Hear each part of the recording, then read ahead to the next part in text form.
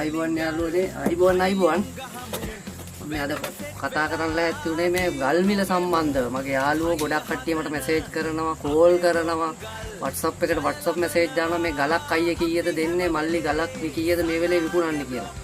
ඔයාලා කාටවත් කතා කරන්න එපා මේ ගල් මිලක් අහන්න මටවත් කතා කරන්න එපා. ගල් මිල තීරණය කරගන්න ඔයාලා බලන්න කුඩු එකේ යන මිල. කුඩු එක යන මිල මේ වෙලේ බැලුවා. කුඩු එක ගහලා ඉවර කරන්න යන සිමෙන්ති කොට්ට ගාන යන ගාන බලන්න.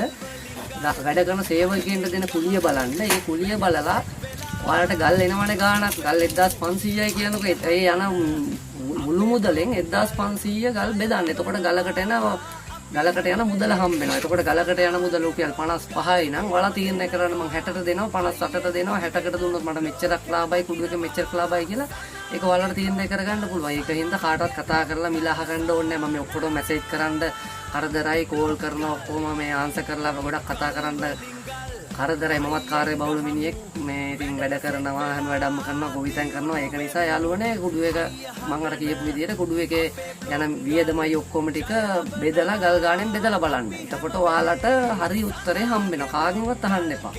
ඒ උත්තරේ 55 නම් ඔයාලට ලාභේ 5ක් ඕන නම් තව 5ක් එක්කම කරලා 60ට මිල කරගන්න. මේ බ්ලොග් ගල් ගහන යාළුවන්ටයි මේ කිව්වේ. ඊළඟට හයර් සම්බන්ධවත් කතා කරනවා. මම හයරුත් කරන හින්දා ඒ සම්බන්ධ වීඩියෝ එකක් මම මේ හෙට දාන්න. හෙට අපි කතා කරමු. යාළුවෝ හරි. thank you.